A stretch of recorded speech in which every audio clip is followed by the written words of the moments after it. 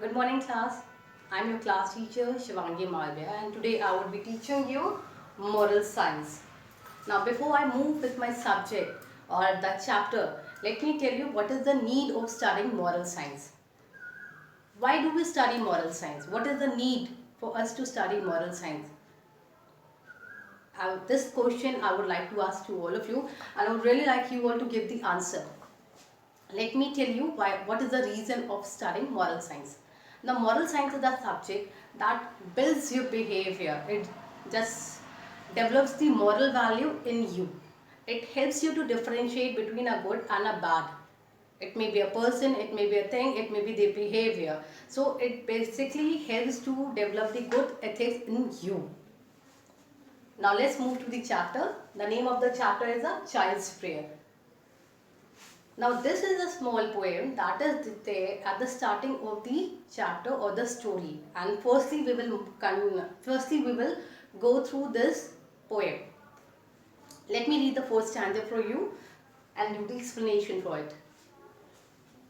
God, make my life a little light within the world to glow, a light, a little flame that burns bright where I may go.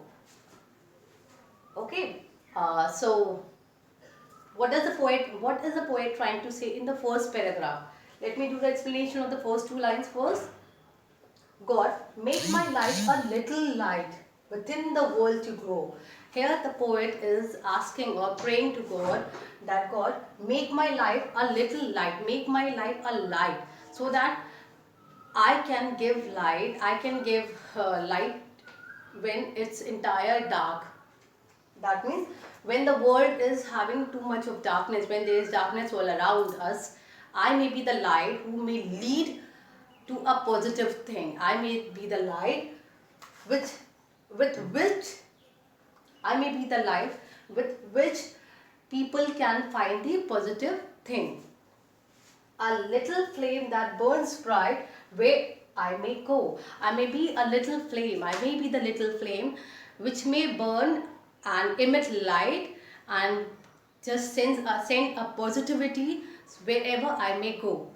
Now this can be explained with the help of an example, and that is whenever we are having a tough winter, means there's winter and there's so much of fog and everything, and we are just unable to see the sunlight for so many days. So what happens when we have a sunshine one day, when there is a pleasant sun or pleasant weather outside, and there's a bright sun, we all feel very nice and positive. So that is the same thing that the child is trying to convey to the God, and is trying to ask. The child is asking God to make him a little light. He's asking, not do not make me a big light, do not make me a big thing, but make me a little light also, that so that I can emit the light, I can send positivity to all the people who are there around me. And he's comparing the negativity in the world with the darkness. So he's saying, wherever there is darkness, I may be the person who is emitting positivity and light. Let's move for the second paragraph.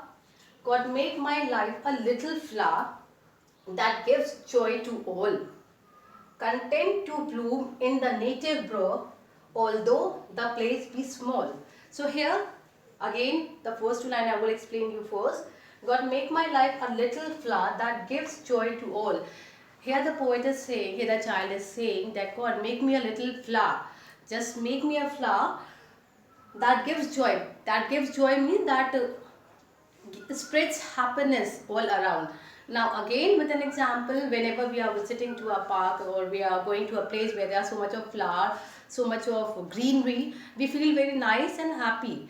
So with this only the child is saying that God, make me a flower so that I can spread happiness.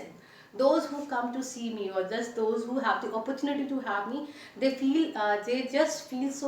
may feel so happy just by seeing me.